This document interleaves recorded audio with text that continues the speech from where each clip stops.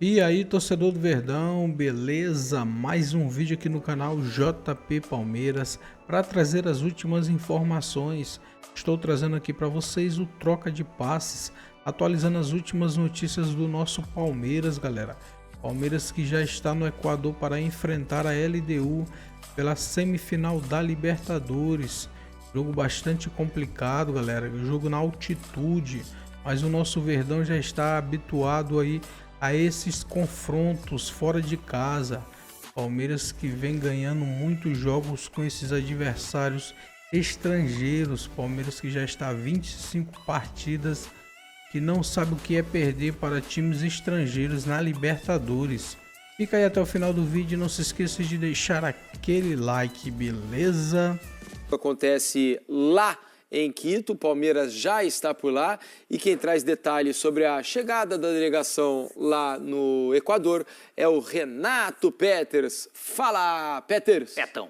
Salve, salve, meus amigos do Troca de Passes, tudo bem? O Palmeiras já está em Quito, capital do Equador, para disputar a semifinal da Libertadores. Primeira partida aqui, segunda no Allianz Parque. A expectativa do time é não tomar muitos gols aqui, de repente o empate ou a vitória, né, para levar essa decisão lá para São Paulo. A gente tem imagens aí do desembarque dos jogadores, né? O Abel Ferreira vai comandar um treino nesta quarta-feira aqui no Equador, né, no CT da seleção equatoriana, para definir o time que vai enfrentar então a LDU. Essas imagens aí você está vendo aí do repórter cinematográfico Sinclair Júnior, do desembarque de jogadores, aquelas carinhas amassadas depois de pouco mais de 5 horas de voo direto, voo fretado, e o Palmeiras chegou aqui para essa importante partida. Grande expectativa, será que o Abel vai colocar o esquema com 3 zagueiros, como ele fez em algumas partidas, ou o esquema com 2 zagueiros, como enfrentou o time do Flamengo na última rodada do Campeonato Brasileiro? Será que ele vai manter o Bruno Fux e o Gustavo Gomes, ou o Murilo volta? Enfim,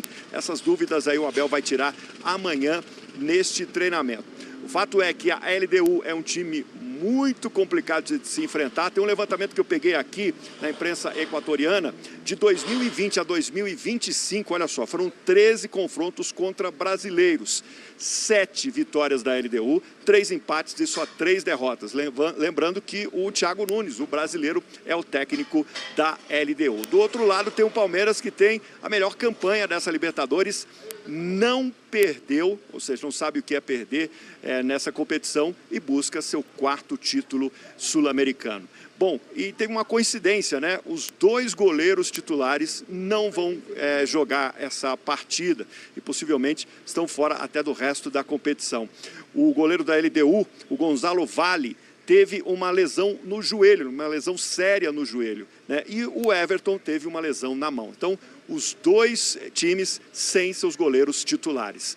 Então é isso. Na quinta-feira tem essa partida pela semifinal da Libertadores. Renato Peters de Quito, no Equador, para o Troca de Passes.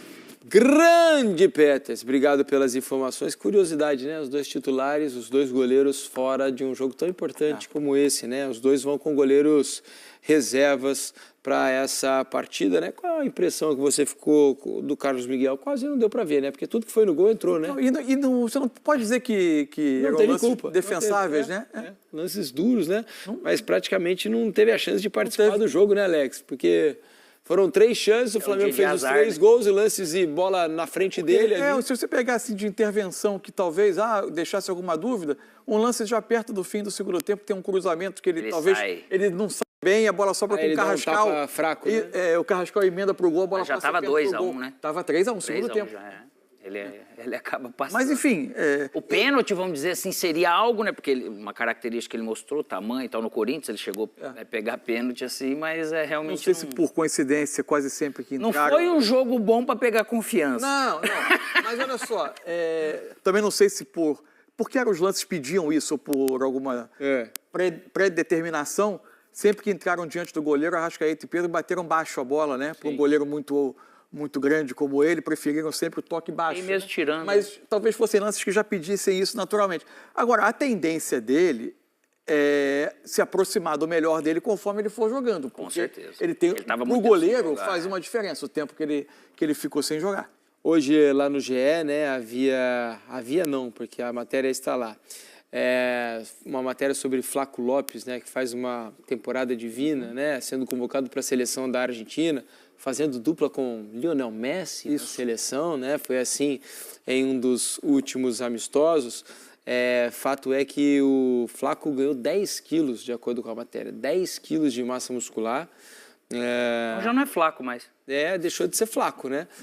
Porque flaco... Cebolinha que falaria flaco. Flaco não é nome, né? Para quem não sabe da história. É Juan Manuel Lopes, né? Juan Manuel Lopes. O flaco é porque é muito magrito. Magrito, né? Espanhol, flaco, é fraco, né? Flaco Lopes virou o apelido, Menotti, todo mundo chama dele de Flaco. Menotti, técnico, era Flaco. Isso. E o Flaco está numa fase espetacular. Veja, a gente está em outubro, ele já bateu os números do ano passado, que foram bons números, a melhor temporada dele do ano passado. Ele fez 22 gols no ano, ele já tem 23, né? E estamos um nível de ainda no mês de além, outubro. né? Muito maior do que apenas os gols do ano passado, né? A participação dele nesse ano, realmente você percebe que ele está elevando o nível, né? Está se descobrindo e elevando o nível. Quais são os perigos que o Palmeiras pode enfrentar no Equador, diante da LDU, Mansur?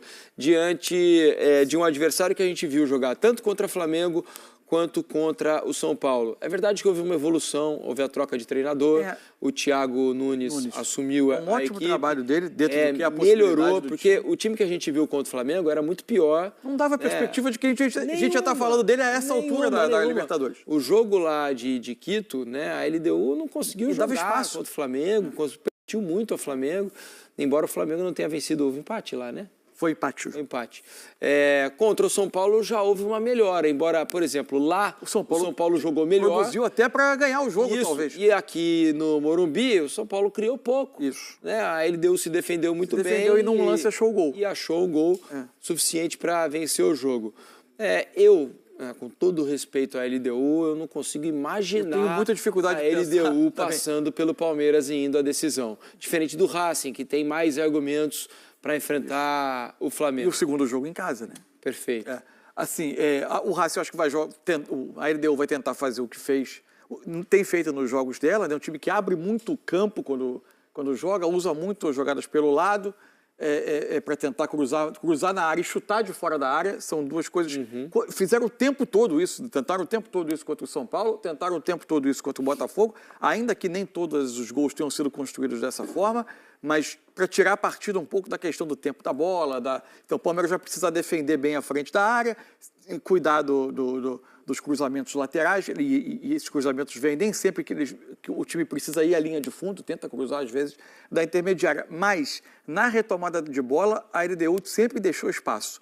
E o Palmeiras, com essa dupla, que é muito capaz de aproveitar essas transições, eu acho que o jogo, ele tem, pelo menos na teoria, ele tem muita chance de encaixar para o que é o Palmeiras. Agora, se a gente falou da questão física em relação ao Flamengo, em relação ao Racing, e vale para o Palmeiras, além de tudo, obviamente, tem um agravante da altitude, que na parte física pode pesar um pouco mais e exigir que o Abel administre bem o grupo. Tem também muitas opções, boas opções para trocar o time, mas é ver como vai ser, por exemplo, a escolha dele para a zaga, né?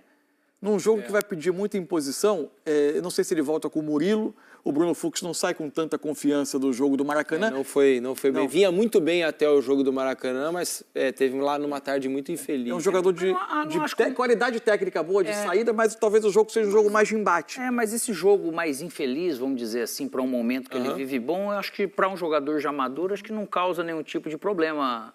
O Fux nesse sentido, não, a princípio, né? Mas você tendo um Murilo, pode ser que daí você faça uma opção diferente para ele entrar mais. Você que esteve lá, o Alex, lá no Equador ou no campo? Não, na altitude, na verdade. Porque eu tive na altitude, mas joguei apenas pelada e não senti os efeitos da altitude na pelada. Não senti, joguei bem, Mansur. Pergunta depois lá para Ney Franco. Ney Franco, comissão técnica da seleção sub-20 lá. Olha lá. Deitamos e rolamos neles lá. Aonde foi? Apesar do Ney Franco ter arrancado a unha do meu dedão no pé, que tá ruim até hoje. Faz mais de 10 anos que eu vou mostrar minha unha aqui pra vocês verem. Não, claro que não vai mostrar. Não, depois eu mostro pra você, Mansur. Mas vem cá, esse jogo foi o quê? 2011? Não, foi 2011, não, mas eu acho 2011. Que mande mensagem aqui na hashtag pra ele mostrar a unha teve dele nos ao dois, vivo. teve nos dois. Tá que não tem altitude, você não vai contar a história aqui. Não, tá que não tem altitude. Mas você foi very good, very well, então, lá. Você meteu o Eldon lá, né? Isso. Mas voltando ao assunto, o Alex, O Palmeiras se serve como amostragem. O Palmeiras foi a Bolívia jogar contra o Bolívar, que é uma altitude muito maior, mais de 4.000, e foi muito bem lá, assim. A dupla Flaco e Roque jogou muito bem naquele jogo. O Flaco, especialmente, fez uma partidaça, assim. Serve como referência o fato de não ter sentido numa altitude maior, não ter sentido é exagero, né? Mas ter lidado bem. Ter lidado bem com a altitude a 4.200 significa que a 2.500 é o sinal de que não vão sentir 2.800 e pouco, não diminua a altitude. A Arequipa está 500 metros abaixo de Quito, a sua altitude que você 500 jogou. abaixo? Mas em Quito eu também não sentiria. Fala aí, ô Alex. Você deu um chute de fora para testar Puxa, a bola. mas quase matei o... Lembra do... Eu estava aqui pesquisando. Só foi score. Lembra do Maia, o preparador de goleiro? Lógico que lembra. Porra, Maia tá com a mão inchada até hoje lá. Isso, Maia. Ô Alex. Maia tá saindo de lá agora, né, na verdade, né? Cara, assim... Mas serve como base o jogo de La Paz para o jogo em Quito? Serve, porque tem esse lado também emocional, de como que eu vou me comportar. E se a experiência foi ruim, você fala, puxa vida, eu vou lá de novo, né? Parece que é a mesma coisa você fazer um treino igual nas antigas, a gente fazia de correr 6.000, 8.000 seguidos, a fazer os longão, que eles falavam, puxa vida, é uma briga emocional danada. Só que aqueles que corriam num tempo bom, você falava, pô, o cara já lida melhor. Aqueles caras que corriam lá atrás, igual o Felipe, assim, né, que corria num ritmo mais... Né? Ele vai ter uma experiência diferente. Só que eles aprenderam a lidar com isso. E esse time do Palmeiras, ele tem esse lado físico e mental muito forte, né? É uma característica da preparação, do conceito de futebol do Abel. Só que entre esses dois jogos agora tem realmente um espaço bem diferente do que ele teve. Mas essa pauta, ela entra na preparação. Poxa vida, nós jogamos 2.000 metros a mais lá quase. Enfrentamos bem. Então, eu acho que o Palmeiras ele vem forte. Quem vai ter que jogar muito melhor do que, de repente, até foi com o São Paulo é a LDU, né? Porque ele não pode correr esse mesmo risco. E tem uma questão dessa parte mental, moral, assim, que assim, antes do jogo do Maracanã, a gente discutia muito assim... além da questão da diferença de pontos, né, quem ia sair atrás, se o Palmeiras ia abrir, se o Flamengo ia encostar, que a forma como o jogo se desenrolasse podia fazer alguém sair muito fragilizado do jogo. Se alguém abrisse uma vantagem grande, se alguém tivesse uma grande imposição, que podia moldar mentalmente o resto da temporada dos dois. Para mim, o jogo de domingo, né? Ninguém saiu fragilizado. Palmeiras fez bom jogo. Palmeiras fez bom, enfrentou muito bem o Maracanã, dominou o jogo pelo menos 30 minutos ali iniciais. Ele era melhor time apesar do Flamengo ter encontrado o gol. O Flamengo saiu com a vitória, mas a vitória por margem pequena e o Palmeiras tendo a possibilidade em vários momentos. Eu acho que ninguém saiu dali fragilizado. O Palmeiras não tem motivo nenhum para sair do Maracanã com menos confiança ou menos crença nas suas enormes possibilidades. Então, o Palmeiras chega bem. A briga dos dois pelo poder desse protagonismo nesses anos todos aqui vai seguir afiado, né? A única coisa para o Palmeiras lamentar é que ele não abriu uma gordura. É isso aí. Mas é uma disputa de dois timaços, gente. Não, mas aí vira a página realmente, totalmente. Isso é possível fazer e se consegue fazer. É outra competição, ele muda tudo, você só aproveita o embalo. Vamos trazer Sibila de volta ao programa então, né? Ainda direto de Buenos Aires, agora com informações do adversário do Palmeiras, a LDU. Fala, Sibila.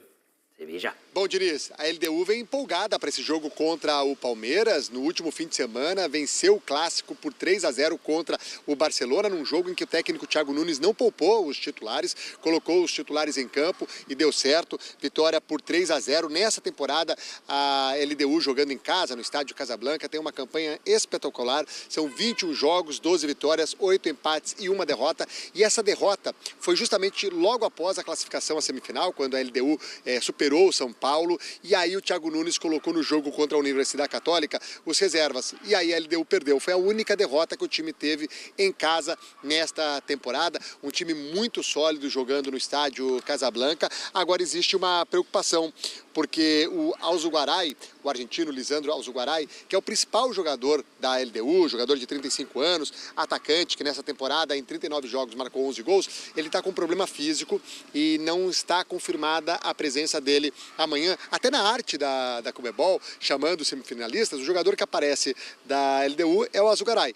Então isso mostra a importância que esse jogador tem para o elenco da LDU, mas é um jogador que vai passar por um teste amanhã, como a gente diz, né, um teste de vestiário, para saber se ele vai poder encarar esse Palmeiras, que há muito tempo não perde para um time estrangeiro, né, fora do Brasil, mas vai encarar um time que em casa tem sido muito forte nessa temporada, como eu disse, apenas uma derrota jogando com os reservas, um time que está acostumado a enfrentar times brasileiros nessa temporada, passou pelo Botafogo nas oitavas de final, pelo São Paulo nas quartas de final e agora encara o Palmeiras. Diniz.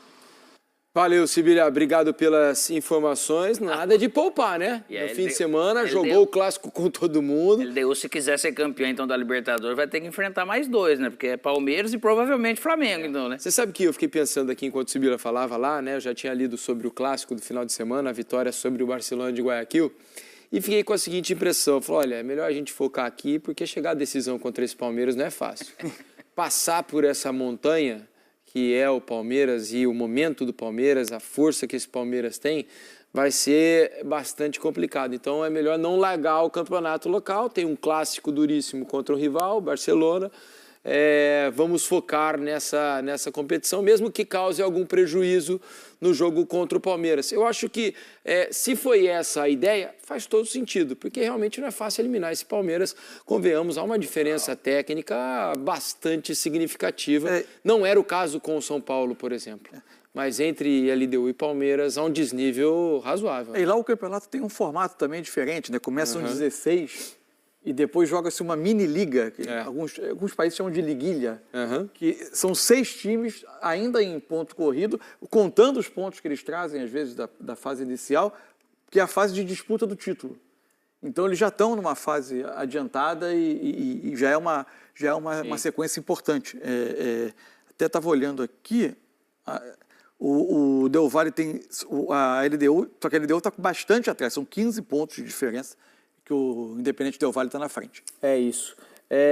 Vamos falar também sobre um assunto que hoje pipocou aí no mundo do futebol, que é Endrick. Né? Porque hoje alguns órgãos internacionais, né, alguns órgãos europeus, deram a notícia de que o Endrick decidiu, junto com o Real Madrid, de que vai haver um empréstimo no meio dessa temporada europeia. Ou seja, de inverno deles, né? Isso, agora dezembro, janeiro. Então, o Real Madrid e o staff do Endrick estão procurando aí interessados.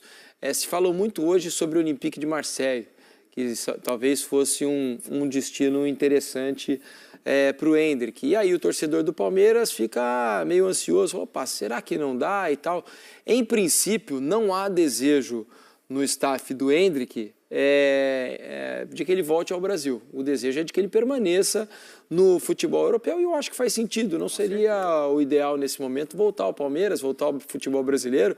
Acho que ele precisa se provar no cenário europeu. A amostragem é muito pequena, teve pouca chance e os números dele até que são bons, perto dos minutos que ele jogou, né? E agora é escolher bem, né, Mansur? O principal nesse momento para o Endrick, para o staff do jogador e acho que também para o Real Madrid, é fazer uma boa escolha num lugar onde ele possa jogar, principalmente jogar, se desenvolver numa liga que seja também competitiva, não adianta ele ir jogar na Áustria, né, que seja uma liga competitiva e num time que tenha condições de brigar por algo. E que ele não seja um mero participante do campeonato. Exato. Principalmente que ele consiga jogar. Eu acho que o Olympique seria uma boa casa para ele, por exemplo. Onde eu acho que entraria a possibilidade de uma vinda ao Brasil, eu entendo que não seja o desejo, que o próprio Real Madrid talvez queira ele se desenvolvendo em uma liga, em um campeonato do continente, eu acho tudo perfeito. Só que a única questão é onde, se o objetivo é fazê-lo jogar, aí a maior certeza é que ele jogaria aqui, né? Porque ele chegaria com um status diferente do que ele chega a um outro clube. Ou em clubes, de repente, menores dentro dos seus países na Europa, porque se falou também muito no interesse de um Paris Saint-Germain. Mas assim, né? Mas o Saint-Germain eu acho que não seria uma boa para ele, né? Tudo bem, eu tô falando que foi falado. Então, se falar, compra, né? Se falar hoje que seja emprestado para um Marseille, algum tipo desse nível... Você falou em Milan, você falou em Inter, né? Desde que vá jogar, realmente, seria importante. Eu acho que ele seguir na Europa. Hoje o Palmeiras, for ver, Não é que não precisa do Endrick, porque... Não, eu acho que o Palmeiras hoje ele é montado de uma maneira que até para o Endrick chegar, não sei se seria bom para qualquer um deles. Então não é o momento Não está fácil para tirar o Vitor Roque volta. Mas tem tem os clubes de Portugal, tem outros clubes de segunda prateleira, que seja da Espanha, de Itália, de França. Ele precisa realmente fazer essa boa escolha para ele jogar, não só pensando na Copa do Mundo. É para a carreira. Ele precisa viver essa experiência de construir a sua carreira fora, de ser impactante lá fora para tudo aquilo que, não só o Real Madrid, mas que todo mundo espera dele. Né? Importante a seria... reta final para a Copa do Mundo, né? E tá muito claro que ele pretende estar na lista do Ancelotti, não deve ter desistido dessa ideia, né? Importante também entender, assim, acho que a coisa precisa ser cuidadosa. Se for o caso do Marcelo, entender o que o De Zerbi pensa, como vê o Endrick, porque hoje, nesse momento, ele todo mundo imagina que o PSG vai ser campeão francês, nesse momento ele é o líder do campeonato, né? Ganhou do PSG, e tem Greenwood, tem Aubameyang, Guiri, o Argelino, tem Igor Paixão, jogadores que estão ali jogando com frequência. Seria legal, porque o treinador é um treinador interessantíssimo, né? Inteligente. E é um gigante francês, né? Time de maior ver como qual seria a perspectiva dele de status. É evidente que ele vai ter que chegar lá, se estabelecer, jogar, conquistar o lugar. Porque você vê, né? Se a gente for assemelhar em algumas histórias, mas a mais recente do Vitor Roque, sai do Barcelona, vai emprestado pro Betis, chega lá jogando, começa a fazer gol, depois tem uma queda e tal, e até vir pro Palmeiras. De repente, se manter ali na própria Espanha nesse sentido, fica mais perto. Aí é aquilo que ele vai ter oportunidade de que querem ele. Isso. Né? E não ele querer se colocar numa estrutura. O importante é que ele vá para um lugar onde ele seja querido, né? Alguém que queira investir. Por mais que ele surgiu com todo esse glamour e foi contratado e está no Real Madrid, ele ainda é uma aposta. Claro. Para os europeus em geral, né? Então, algum clube alemão, que é uma liga também interessante. Então, vamos ver. Vamos aguardar. Então é isso, torcedor do Verdão. Valeu por chegar até aqui no final do vídeo. Não se esqueça de deixar aquele like, beleza? Se você ainda não for inscrito aqui no canal, já se inscreva. Ative o sininho de notificação para não perder nada que eu posto aqui no canal. Falou e até mais.